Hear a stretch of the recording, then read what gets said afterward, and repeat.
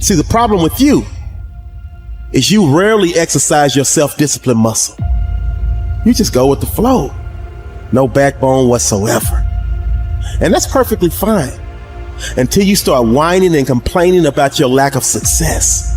That at some point along the way, we get confused and we misunderstand who we are. We start building this false sense of self around all the stories and all the labels and all the things. And we start living our life that way. And we get confused about how life works, how we interact with life. And we start living much smaller than we really are. See, if you go through life holding back, and most of us do, most of us, if we ask ourselves, have we done all we can do? Most of us will have to answer, no, we haven't. We've been holding back. We have ideas that we don't act on, things we want to do. We're afraid to take chances. You refuse to raise your standards. You refuse to push yourself. You refuse to give a little bit more, give a little bit extra. All that you have to do in order to start to pursue your dreams is take small actions every day that align your life in that direction. You have to be willing to be hungry enough to understand that if this is something that you are truly going after, then work has to be applied. You can't make excuses. You can't ask for a pass. And you got to understand that you got to pay a toll to cross the bridge.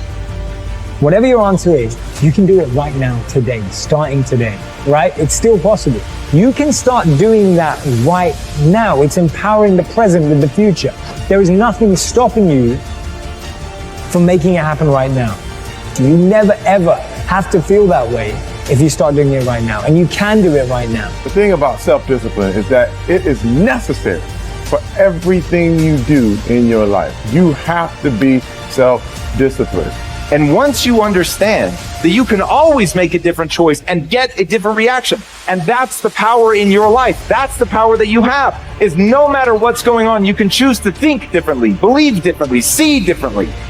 All of those things are a choice. You have a why, you can survive almost any how. Once you begin to discover who you are, then you will really realize how you have been given authority and dominion over everything on the face of the earth, including all the dimensions of your life.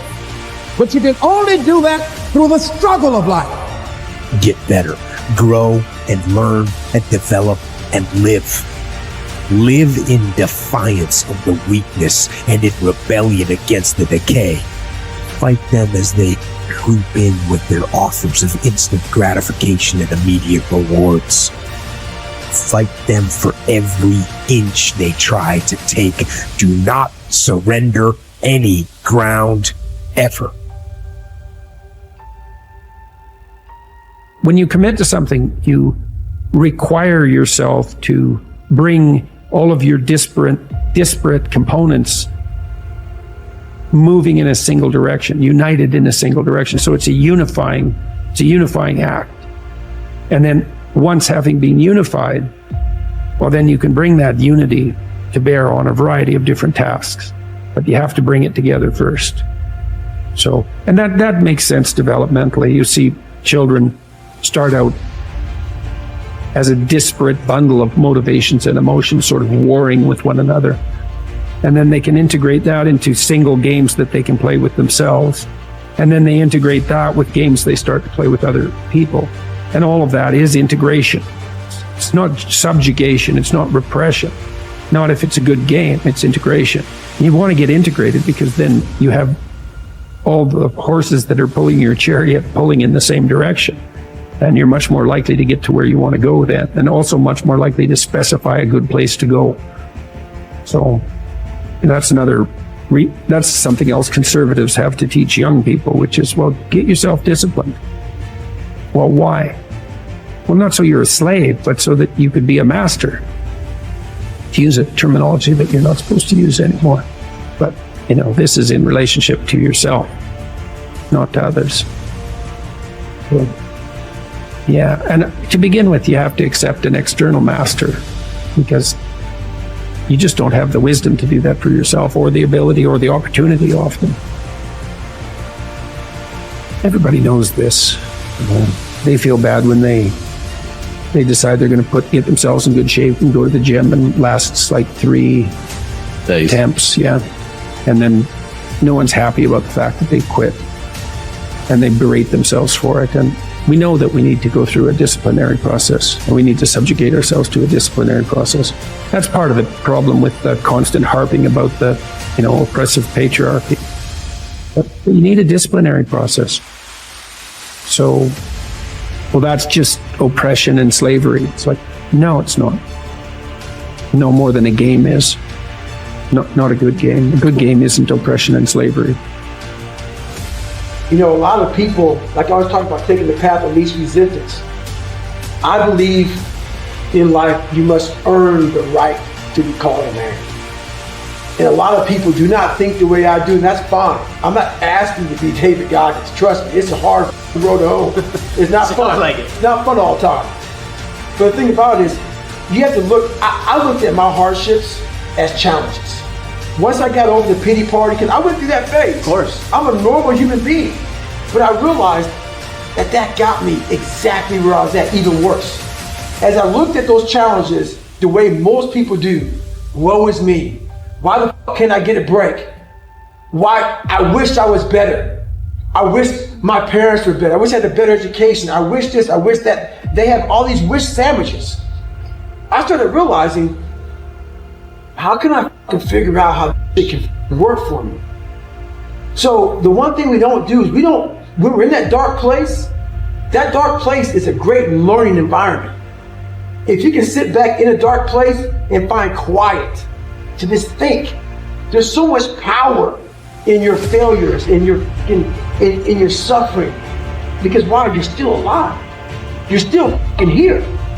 So you gotta look at that shit. God, man, this is power, man. Like, now I gotta flip this. How many men would be able to do what I'm about to do, what I'm about to try to do? Like, really, what gave me strength was when I was at the worst of my worst.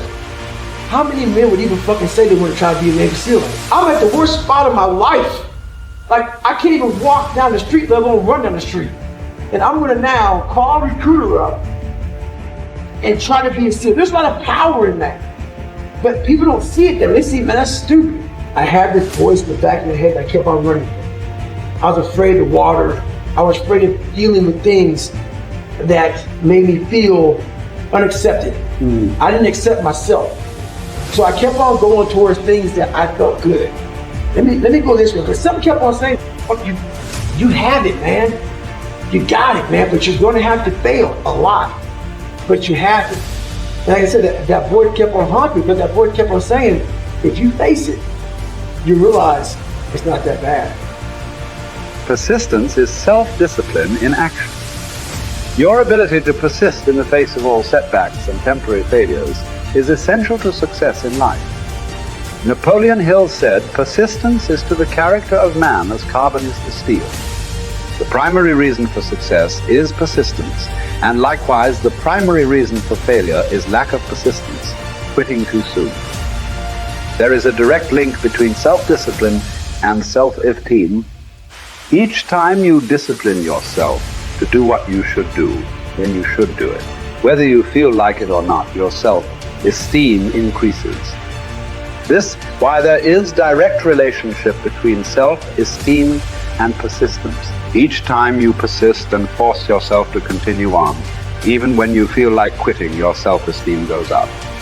Each act of self-discipline strengthens every other act of self-discipline. Every act of persistence strengthens every other act of persistence. When you discipline yourself to persist over and over, you like and respect yourself more and more. You become stronger and more confident. Eventually, you become unstoppable. Persistence is its own reward. Every time you force yourself to persist on a task, whether it is large or small, you feel happier and better about yourself. When you go the extra mile and do more than you are paid for, or more than is expected, your self-esteem goes up. You feel more powerful and in greater control of your life. In your career, when you go the extra mile, you put yourself on the side of the angels. The primary difference between winners and losers in life is simple. Winners never quit, and quitters never win. your ability to respond effectively to setbacks. Your level of response, ability, is the measure of your readiness to succeed. When you experience a major setback or problem, you will feel temporarily stunned. This feeling is very much like a punch in the emotional solar plexus. You will be stopped for a few seconds or a few minutes. During this period, you will often feel discouraged or experience self-pity. You will say, "Why me?" However, it is not how far you fall that counts, but rather how high you bounce. Your aim is to bounce back as quickly as possible. Resilience in the face of unexpected reversals is vital to long-term success. Remember the warrior's creed: I will lay me down to bleed a while and then rise and fight again. Don't be surprised, shocked, or set back when things go wrong. Your best laid plans will often fall apart. Instead, expect disappointments and setbacks as a part of life. Take a deep breath, pick up the pieces, and continue onward